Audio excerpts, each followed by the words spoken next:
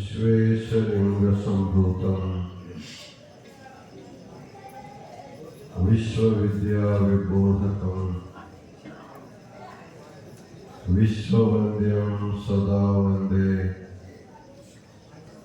विश्वाराध्यं जगद्गुरु।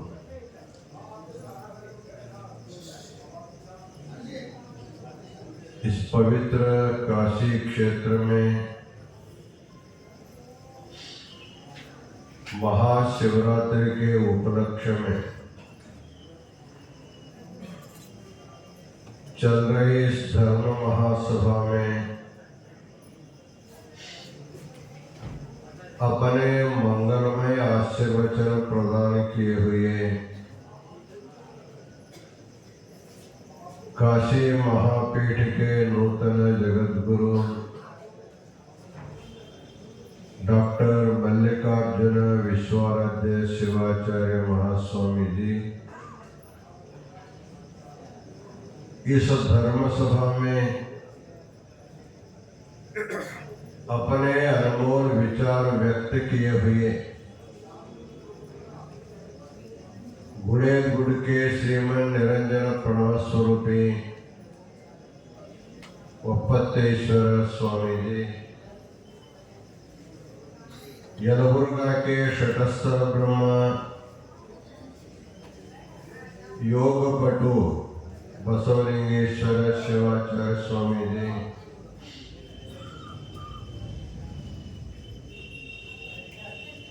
शटस्थ ब्रह्म गुरुसिद्ध मणिकंठ शिवाचार्य महाराज,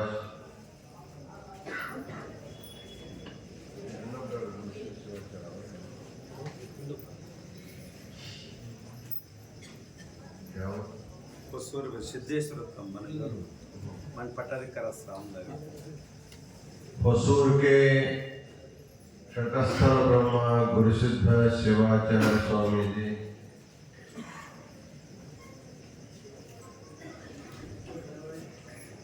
हदगांव के तटस्थ ब्रह्मा शिव चैतन्य शिवाचार्य महाराज,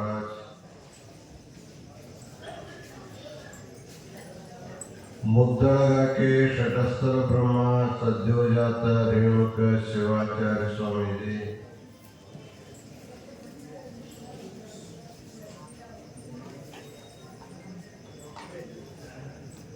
हमारे पीठ के ही प्राचीन विद्यार्थी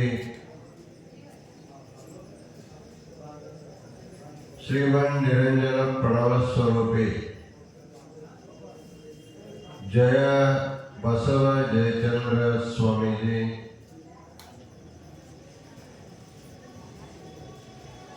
शाहपुर के शिवलिंग स्वामी जी, कार्यक्रम का सूत्र संचालन कर रहे श्री पीठ के विद्यार्थी श्री प्रभु स्वामी जी,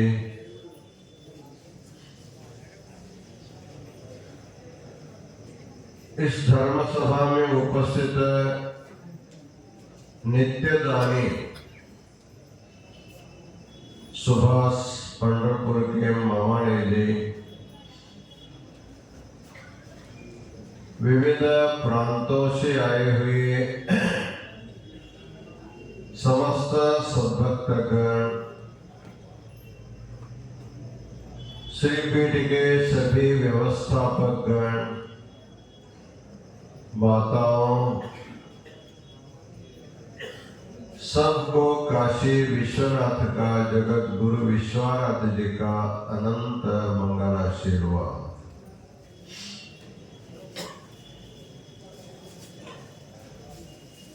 आज महाशिवरात्रि का पावन पर्व काल है।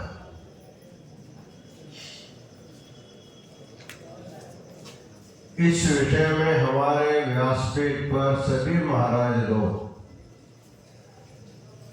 कन्नड़, मराठी, तेलुगु, हिंदी आदि भाषाओं में अपने अनमोल विचार व्यक्त किया है।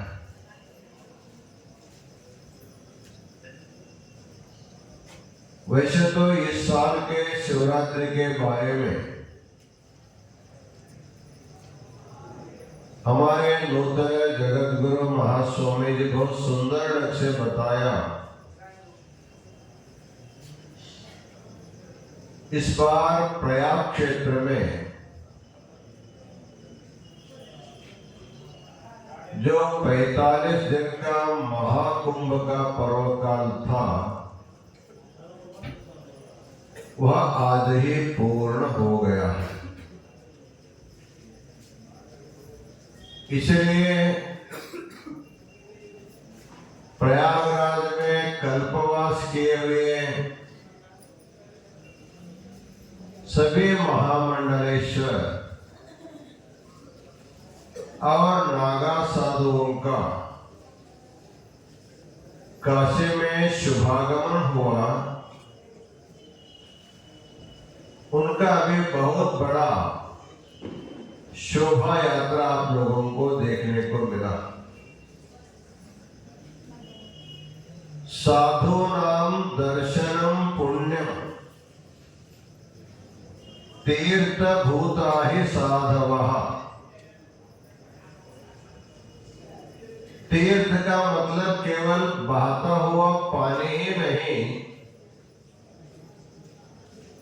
साधु संत लोग सुद्धा प्रत्यक्ष तीर्थ रूप होते हैं। वैसे देखा जाए उम्र से, ज्ञान से, तपश्चर्या से जो भी हमसे बड़े होते हैं वो हमारे लिए तीर्थ रूप होते हैं। जैसे हमारी माता हमारा तीर्थ है, हमारे जन्मदाता पिता हमारा तीर्थ है, हमारे बड़े भाई हमारा तीर्थ है, बड़े बहन हमारे लिए तीर्थ है, हमारा जो कुलगुरु होता है वो हमारा तीर्थ होता है। इतना ही नहीं, जो भी ज्ञान संपन्न वयोवृद्ध वैराग्य साधु संत जो भी होते हैं वो सभी को तीर्थ रूप माना जाता है। इसलिए तीर्थ भूता ही साधवः। साधु नाम दर्शनम पुण्यम। संगम स्नान करने से जो पुण्य मिलता है वो साधु संतों का दर्शन करने से भी वही पुण्य प्राप्त होता है। पूरे कल्पवास में प्रतिदिन संगम स्नान करने से जो पुण्य मिलता है वह साधु सज्जन सद्गुरु जगत गुरुओं का दर्शन से भी वो प्राप्त होता है। इसलिए जितने भी संप्रदाय के विविध अखाड़ों के साधु संत लोग अपने अनुयायी नागा साधुओं के साथ आज काशी में जुलूस के साथ भगवान विश्वनाथ का दर्शन किए। इस दृश्य को भी आप लोगों को आज सुबह देखने को मिला। इस बार का जो महाकुंभ था, सब लोगों ने बताया 12 साल में एक महाकुंभ होता है, पूर्ण कुंभ होता है, और 12 साल का जो कुंभ 12 बार हो जाता उसको महाकुंभ कहते हैं। 144 साल पहले महाकुंभ हुआ था। अब जो हुआ इस बार आगे इतने साल के बाद फिर होगा। उस समय कौन रहता कौन नहीं रहता मालूम, लेकिन हम तो इस समय रहे, इसलिए हम सब लोग अपने को पुण्यभागी मानना चाहिए। इसकी प्रसिद्धि, इसके महत्ता को जानने के बाद अभी तक जो संख्या का गणना हुआ है, पहले पहले बताते थे 40 करोड़ लोग स्नान करेंगे, धीरे धीरे बढ़ते बढ़ते 50 करोड़ हो गया, 60 करोड़ हो गया। आज महाशिवरात्रि के पूर्ण होते हुए 70 से अधिक करोड़ लोग स्नान किए। 70-75 करोड़ लोग प्रत्यक्ष रूप में यहाँ करके डुबकी लगाए, स्नान किए। लेकिन जिन लोगों को आने के लिए सुअवसर प्राप्त नहीं हुआ, वो भी चुपचाप बैठे नहीं। संगम का, दो नदियों का संगम का जो दृश्य आप जो प्रत्यक्ष देखते हैं, इससे भी सुंदर दृश्य टीवी पर बैठ करके सब लोग देखते, अपने घर में बैठ करके देखते हैं। तो देखने वाले चुप कैसे बैठेंगे? वही डुबकी लगाए, शरीर से नहीं मन से। जितने लोग आकर के प्रत्यक्ष में डुबकी लगाए, उससे अधिक लोग अपने अपने घर में बैठ करके संगम में डुबकी लगाए। जो व्यक्ति प्रत्यक्ष आया था,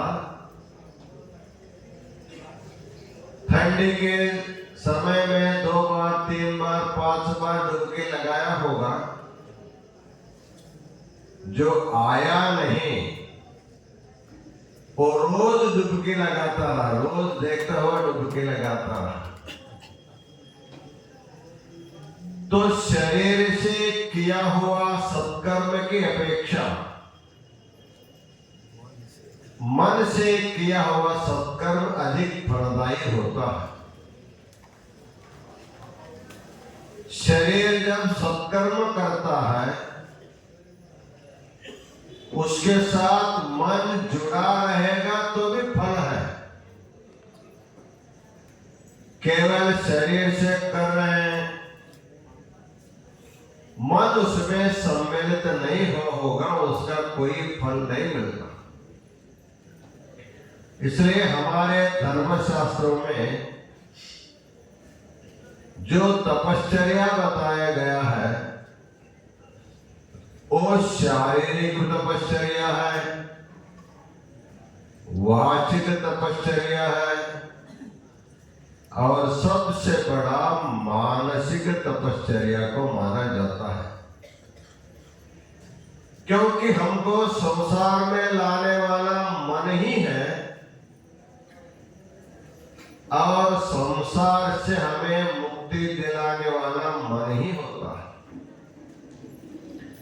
इसलिए कहा गया है, मन एव मनुष्याणाम कारणम बंध मोक्षयोः।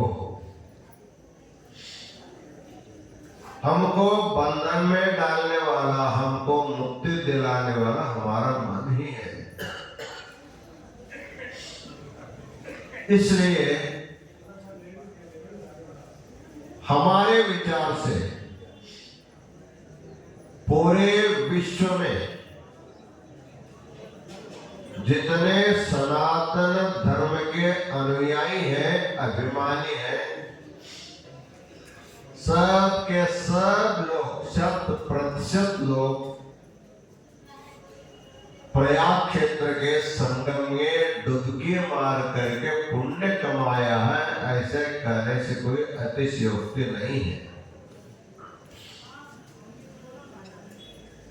तो प्रयाग क्षेत्र में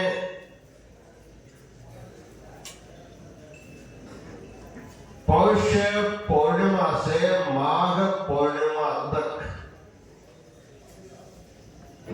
30 दिन का जो काल है वो सबसे श्रेष्ठ तपश्चर्या के काल माना गया। हमारा कोई अनुष्ठान जब हमको करना है उसके लिए देश पवित्र होना चाहिए, उसका काल भी शुभ काल होना चाहिए। वैसे प्रयाग क्षेत्र जो है सबसे श्रेष्ठ स्थान माना जाता है। पुराणों में कहा गया है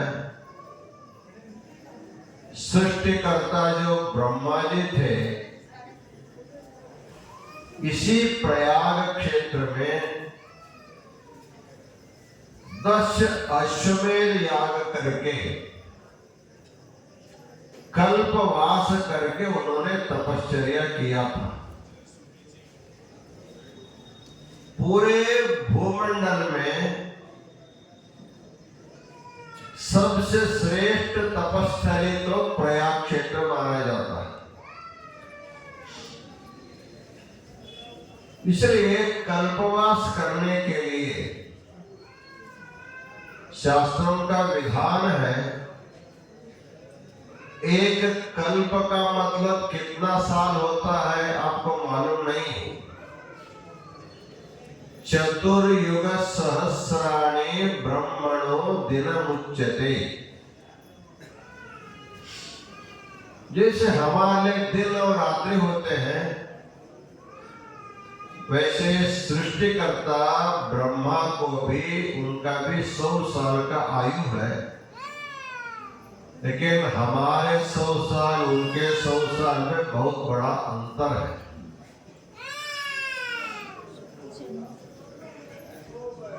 चौबीस घंटे में हमारा दिन रात हो जाता है, लेकिन ब्रह्मा जी का एक दिन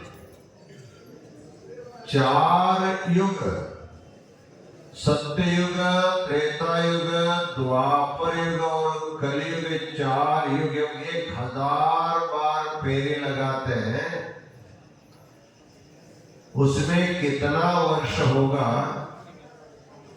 उतना वर्ष का समय ब्रह्मा जी का एक दिन होता है। उतने समय को कल्प कहा गया। कल्प तो अन्य जगहों में बैठ करके एक कल्प काल तक तपश्चर्या करने से जो पुण्य मिलता है उतना पुण्य केवल प्रयाग क्षेत्र में केवल 30 दिन में वास करने से मिलते से उसको कल्पवास कहते हैं। इसलिए प्रत्येक माघ मास में पौष पूर्णिमा से माघ पूर्णिमा पर्यंत इस साल 13 जनवरी से 12 फरवरी तक जो पर्व काल था लाखों संख्या में गृहस्थ लोग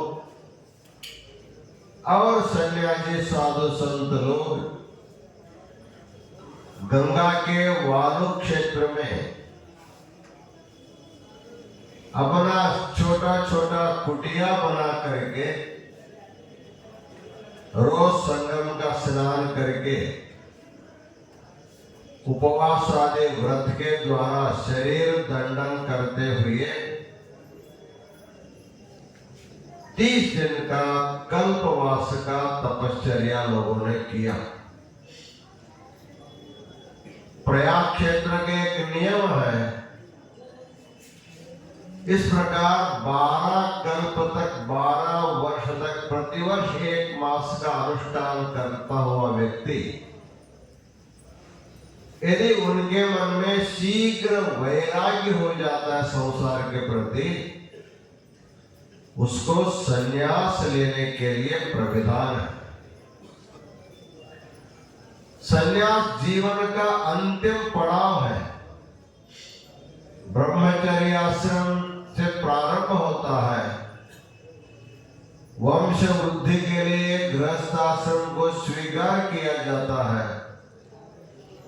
बाद में वानप्रस्थ करते करते अंत में संन्यास होकर के सबको शरीर छोड़ना पड़ता है। इसलिए महाकवि कालिदास ने कहा है, शैशवे भ्यस्त विद्यानां यौवने विषयैषिणां वार्धके मुनिवृत्तीनां योगेनान्ते तनुत्यजा। भारतीय प्रजा की जीवन शैली केवल प्रजाओं के नहीं, यहाँ के राजा लोग सुधा ऐसे जीवन व्यतीत करते थे। बाल्यावस्था में अध्ययन करना, तारुण्यावस्था में वंश वृद्धि के लिए गृहस्थ आश्रम का स्वीकार करना, बाद में मुनि होकर के मौन धारण करके वानप्रस्थ का स्वीकार करना, अंत में संन्यास लेकर के योग मार्ग के द्वारा शरीर छोड़ना। जीवन का अंतिम लक्ष्य योग मार्ग से शरीर छोड़ना, ये भारतीय संस्कृति है। इसलिए हमारे बसवलिंग शिवाचार्य जैसे महाराज लोग संपूर्ण अपना जीवन को योग के लिए समर्पित करके स्वतः अभ्यास करते हैं, लोगों को उसका प्रशिक्षण देते हैं।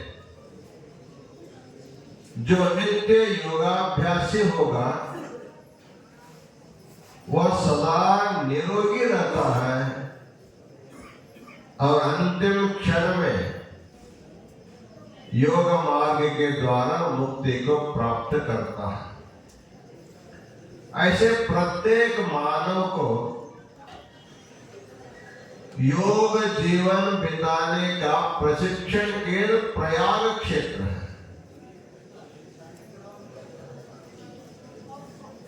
तो 12 साल में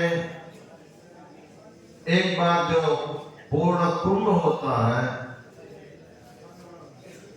फिर भी हर एक माघ मास में मेला छोटा सा लगता ही है। वहां लोग जाकर के तपश्चर्या करते हैं। कहा गया है कि तपश्चर्या करने के लिए योग भूमि ज्यादा फलदायी होता है।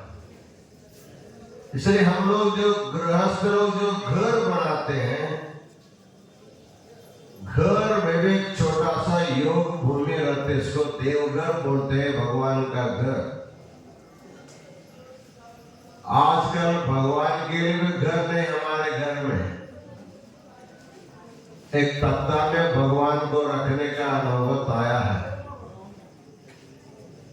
क्योंकि अपने घर में संपूर्ण घर भोग भूमि है। हमारे जो देवघर है, भगवान का पूजा घर, वही योग भूमि होती है। वहां तो रोज करना ही करना है।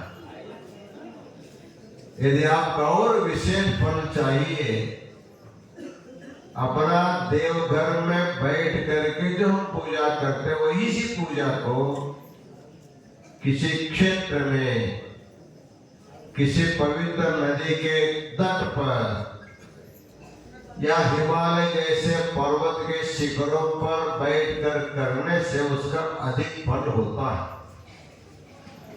बहुत से लोगों में भ्रम है,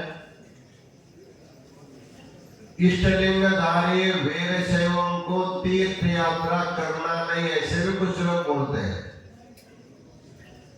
लेकिन उसको थोड़ा समझना चाहिए। इष्टलिंगधारी को तीर्थ यात्रा अवश्य करनी चाहिए। किस लिए? अपने इष्टलिंग को तीर्थ क्षेत्र में पूजा करने के लिए तीर्थ यात्रा करनी चाहिए। इसलिए काशी महापीठ में महाशिवरात्रि के पर्व काल में एक सामूहिक इष्टलिंग पूजा की व्यवस्था करते हैं। उस इष्टलिंग पूजा का दिव्य सानिध्य जगत गुरु वहन करते हैं। बहुत से शिवाचार्य इसमें सहभाग लेते हैं। साथ ही साथ काशी पीठ के वीरशैव विद्वत संघ के सभी विद्यार्थी आप लोगों को बिठा करके आपके इष्टलिंग को रुद्राभिषेक हमारे विद्यार्थी लोग करते हैं। तो घर में करने वाले इष्टलिंग पूजा की अपेक्षा किसी पवित्र क्षेत्र में करने से अधिक फलदायी होता है। सबसे श्रेष्ठ पर माना गया अपने गुरु के सानिध्य में गुरु के साथ जब लिंग पूजा होती है वो सभी तीर्थों से बढ़कर तीर्थ माना जाता है। इसलिए प्रत्येक वीरशैव को अपने इष्टलिंग पूजा करने के लिए तीर्थ यात्रा करनी चाहिए। इष्टलिंग को छोड़ करके भूल करके नहीं जाना चाहिए। तो आप लोग आज हमारे जगत गुरु महाराज ने बताया समस्त वीरशैवों के लिए श्रद्धा के मूल स्थान 5 है। 5 पीठ रंभापुरी, उज्जैनी, केदार, श्रीशैल और काशी। इन 5 जगत गुरुओं का जो प्रत्येक युग में जो अवतार हुआ है उसका अलग अलग मुहूर्त है। महाशिवरात्रि के पर्व काल में जगत गुरु विश्वाराध्य जी का, जगत गुरु पंडिताराध्य जी का प्राकट्य का मुहूर्त है। आज काशी में जैसे विश्वाराध्य की जयंती मनाई जाती है उसी प्रकार श्रीशैल क्षेत्र में जगत गुरु पंडिताराध्य जी का भी प्राकट्य महोत्सव मनाया जाता है। इसके बाद फाल्गुन मास आता है।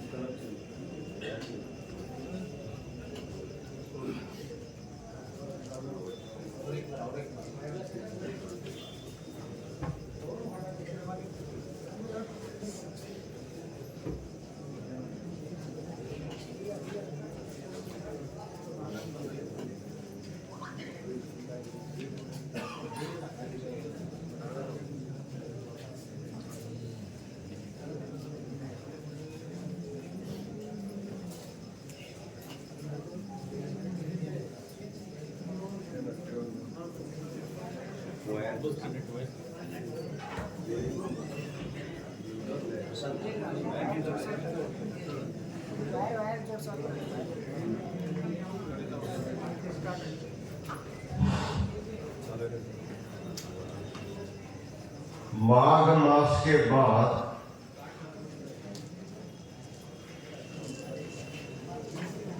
जब फाल्गुन मास आता है, फाल्गुन मास के शुक्ल पक्ष के त्रयोदशी के दिन रंभापुरी महापीठ में जगत गुरु रेणुकाचार्य जी का प्राकट्य महोत्सव मनाया जाता है। माघ के बाद, फाल्गुन के बाद चैत्र मास आता है, उसके बाद फिर वैशाख मास आता है। वैशाख मास के शुक्ल पक्ष के तृतीया के दिन केदार पीठ में जगत गुरु एको रामाराध्य जी का प्राकट्य महोत्सव मनाया जाता है। उसी वैशाख मास के शुक्ल पक्ष के पंचमी के दिन उज्जैनी सद्धर्म सिंहासन महापीठ में जगत गुरु दारुकाचार्य जी का प्राकट्य महोत्सव मनाया जाता है। इस प्रकार जगत गुरु पंचाचार्यों का जो प्राकट्य महोत्सव माघ मास में, फाल्गुन मास में, वैशाख मास में मिल करके पांचों आचार्यों का प्राकट्य महोत्सव हम लोग मनाते हैं। इस प्राकट्य महोत्सव मनाने का उद्देश्य हमारे ऊपर 3 प्रकार के ऋण होते हैं। एक होता है देव ऋण, दूसरा होता है पितृ ऋण, तीसरा होता है गुरु ऋण। ऋणानि त्रीण्यपाकृत्य मनो मोक्षे निवेशयेत्। जब तक 3 ऋणों से जीवात्मा मुक्त नहीं होता तब तक उसको मुक्ति नहीं मिलती। इसलिए देव ऋण से मुक्त होने के लिए प्रतिदिन इष्ट देव की पूजा करनी चाहिए। माता पिताओं के ऋण से मुक्त होने के लिए वयोवृद्ध माता पिताओं की सेवा करनी चाहिए। और हमारे जीवन का कल्याण करने वाला दीक्षा संस्कार दे करके जीवन को पावन करने वाले सद्गुरु का ऋण भी हमारे ऊपर होता है। वैसे सनातन वीर शैव धर्म के गुरु परंपरा में जगत गुरु पंचाचार्यों को आदि हम लोग मानते हैं। जितने भी हमारा समाज है, वीर शैव लिंगायत समाज है, उन सब के ऊपर पंचाचार्यों का ऋण अवश्य रहता है। इसलिए प्रत्येक आचार्यों के जयंती में, प्राकट्य महोत्सव में भाग लेकर के उनकी पूजा में, उनके उत्सव में, रथोत्सव में सक्रिय भाग होना चाहिए। हम बहुत बार बताते हैं, किसी भी गांव में ग्राम देवता का जब रथोत्सव निकलता है या तो पालकी निकलती है, उस समय हम लोग भी अपने शरीर से उसके साथ जुड़ना चाहिए। जो भगवान के या गुरु के रथ खींचने में सहयोग करता है या सेवा करता है, तो तुम लोग भगवान के रथ को खींचेंगे तो भगवान तुम्हारे संसार रथ को भी खींच के ले जाता है। इसलिए रथोत्सव में केवल देखना नहीं, थोड़ा रस्सी को हाथ लगा करके थोड़ा सा अवश्य खींचना चाहिए। या किसी गुरु या भगवान की जो पालकी होती है उत्सव, उस सब अपना कंधा दे करके पालकी भी सेवा करना चाहिए। तुम भगवान को अपने कंधे पर लेकर के जाएंगे तो भगवान तुम्हारा संसार को अपने कंधे पर लेकर के आगे जाता है। ये यथा माम प्रपद्यन्ते ताम तथैव भजाम्यहम्। जो जिस भाव से जैसे मेरी सेवा करता है, वैसे मैं भी उसकी सेवा करता हूँ, सहायता करता हूँ, ऐसे भगवान कहते हैं। अनन्याश्चिन्तयन्तो माम् ये जनाः पर्युपासते तेषां नित्याभियुक्तानां योगक्षेमं वहाम्यहम्। गीता में भगवान ने कहा है, जो अनन्य भाव से मेरी आराधना करता है, पूजा करता है, ध्यान करता है, उसका योग और क्षेम मैं वहन करता हूं। योगक्षेम का क्या अर्थ है? अप्राप्तस्य प्राप्ति ही योगः, प्राप्तस्य परिरक्षणं क्षेमः। जो वस्तु हमारे पास नहीं है और जिस वस्तुओं की हमारे लिए आवश्यकता होती है, उन वस्तुओं को भगवान हमारे पर्यंत पहुंचाता देते, इसका नाम योग है। और प्राप्तस्य परिरक्षणं क्षेमः, हमारे पास आए हुए संसार के सभी संसाधनों की वो खुद रक्षा भी करता है। इसलिए जो व्यक्ति भगवान के ऊपर पूर्ण भरोसा करता है, उसका संपूर्ण जवाबदारी भगवान लेता। इसीलिए भगवान के ऋण से, माता पिताओं के ऋण से और गुरु के ऋण से मुक्त होने के लिए हमको उनकी सेवा करनी चाहिए। वैसे हमारे गुरु परंपरा के जो मूल पांच आचार्य है, उनके प्राकट्य महोत्सव में जहां जहां जिन आचार्यों का प्राकट्य महोत्सव होता है, जिसको जहां नजदीक होगा, समय होगा, वो वहां जा करके उस प्राकट्य महोत्सव में भाग लेना चाहिए। काशी क्षेत्र में अनादिकाल से, सत्य युग से आज पर्यंत जो इस पीठ परंपरा के आचार्यों का प्राकट्य महोत्सव महाशिवरात्रि में होता आ रहा है, तो सभी प्रांत के भक्त लोग इस समारोह में भाग लेते आए। हम 35-36 साल से जगत गुरु होकर के इस उत्सव को देख रहे हैं। उससे पहले 20 साल से हम इस उत्सव में भाग लिए। करीब 50 साल से अधिक हम काशी में शिवरात्रि का व्रत किए। 1970 में हम यहाँ पढ़ने आए, तब से एक शिवरात्रि भी हमारा छूटा नहीं है काशी का।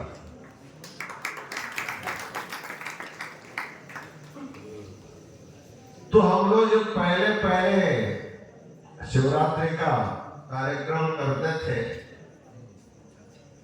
उस समय लोग बहुत कम लोग आते थे। 100 लोग आ गया तो ज्यादा लगता था हम लोगों को। 100 लोग आ गए, 100 लोग आ गए।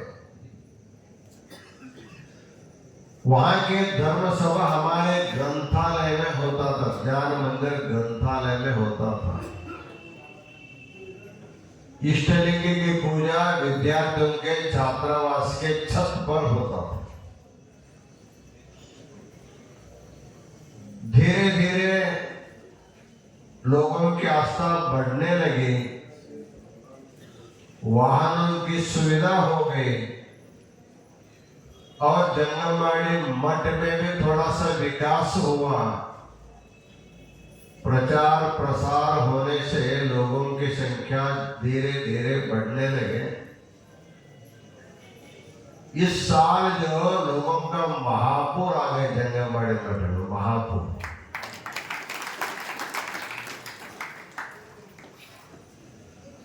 आने वाले यात्री व्यवस्थापकों को फोन करते हैं, उनसे कोई रिस्पांस नहीं मिलता तो सीधा जगत गुरु को फोन करने लगे, महाराज जी हमारे लोग द्वार पर खड़ा है, कोई पूछने वाला नहीं है, कोई जगह नहीं दे रहा है। फिर हम इनको बताना हो बाद में करें। जब हम यहाँ पढ़ने आए थे उस समय नौबत ऐसा था, हमारे मठ से 2 आदमी स्टेशन जाते थे यात्रियों को लेने के लिए। जो हमारे वीर शैव संप्रदाय के जो यात्री आते थे वो पंडा के हाथों में न फंसे, इसलिए जा करके उनको ढूंढ ढूंढ करके लाते थे। ऐसी अवस्था रहे। इस समय ऐसे अवस्था हो, आने पर जगह देना मुश्किल हो गया। अभी अभी प्रयाग क्षेत्र में प्राचीन मठ का जीर्णोद्धार हुआ। महाकुंभ के पर्व काल में पंचाचार्यों के कार्यक्रमों द्वारा उसका उद्घाटन हुआ। उस नवनिर्मित मठ में ज्यादा से ज्यादा 400-500 लोग आ सकते हैं, उसमें आराम से रह सकते हैं। लेकिन महाकुंभ के पवित्र मंगल स्नान, अमृत स्नान के वजह से वहां भी प्रारंभ से हजार लोग आने लगे।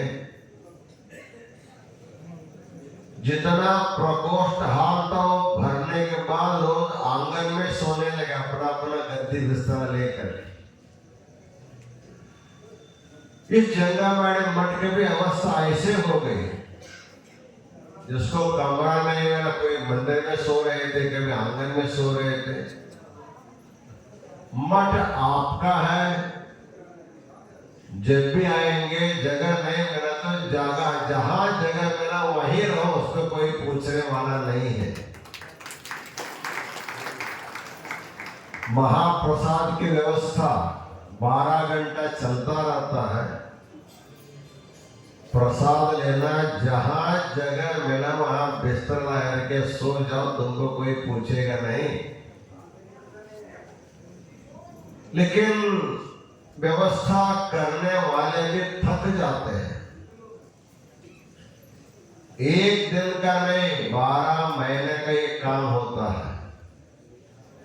इसलिए लोगों को यहाँ के व्यवस्थापकों से, कर्मचारियों से सहयोग से अपनी व्यवस्था बना लेना चाहिए।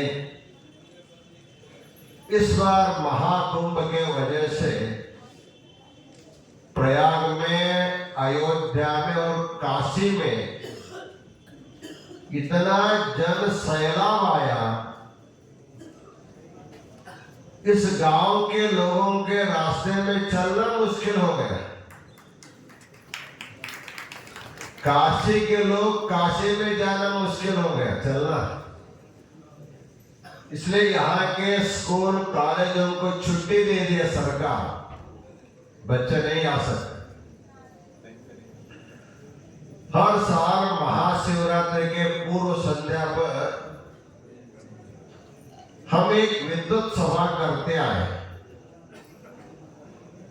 करीब यहाँ के सभी विश्वविद्यालयों के 400-500 से अधिक विद्वान लोग हमारे पंडित सभा में आते थे। उनकी पूजा होती थी, उसको दान दक्षिणा दिया जाता था, ग्रंथ लोकार्पण करते थे।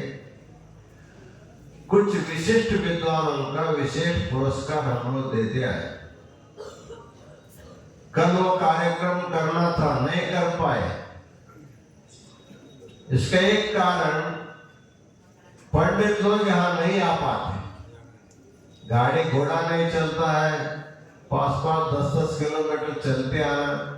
आप लोगों का अनुभव है, आपको गाड़ी नहीं आया, रिक्शा नहीं आया, आप अपने सामग्री को अपने कंधे में ले करके लोग पैदल आ करके मठ पहुंच गए। इस असुविधा के कारण कल होने वाली जो विद्वत सभा थी उसको मार्च में 10-11 तारीख को करने को हम लोग सोच रहे हैं। एक पुनः विशेष समारंभ करके सभी विद्वानों को बुला करके वो सत्कार समारंभ करेंगे। इस प्रकार इस कुंभ पर्व के कारण लोगों को मालूम हुआ 144 साल के बाद पुण्य योग आया है, फिर हमारे जीवन में मिलेगा नहीं। इसलिए बाल बच्चे बूढ़े बहुत से लोग घर को ताला लगा करके आए, कुछ लोग बूढ़ों को घर में छोड़ के आए। हमारे ख्याल से प्रत्येक घर के 90% लोग कुंभ स्नान करने के लिए आए हैं। इस प्रकार सनातन धर्म योग में जो धर्म जागृति हुई है, एक अलौकिक की जागृति है। उत्तर भारत का सरकार योगी आदित्यनाथ जी और केंद्र सरकार के मोदी जी ने प्रयाग क्षेत्र में जो सुविधा की व्यवस्था की है वो सराहनीय है। कितना व्यवस्था करने पर भी कम पड़ता है, फिर भी लोगों में एक श्रद्धा थी। 10-10, 20-20 किलोमीटर पैदल चल करके स्नान करने लोग आए। कोई झगड़ा नहीं, कोई दंगल नहीं, कोई मारपीट नहीं, कुछ नहीं, शांति से लोग जाते थे, शांति से लोग आते थे। इस कुंभ के कारण लोगों को एक सहन शक्ति प्राप्त हो गई। जो कभी नहीं चलने वाले भी 10-10 किलोमीटर चले, 20-20 किलोमीटर चले हैं। इस प्रकार सबके साथ सहयोग से रहना, एक दूसरे को सहकार करना, कितना भी कष्ट हुआ तो सहन करने की जो शक्तियां तुमको प्राप्त हो गई है, एक कुंभ महापर्व का बहुत बड़ा देन है आप लोगों के लिए। इस कुंभ स्नान करने के लिए, अमृत स्नान करने के लिए जो सहन करने की शक्ति आप में आई है, इस सहन शक्ति को ऐसे संभाल के रखिए, क्योंकि घर गृहस्थ में अनेक प्रकार प्रसंग आते कष्ट के। उस कष्ट प्रसंग में आप लोग उस सहन शक्ति का उपयोग करके सदा सुखी रह सकते हैं।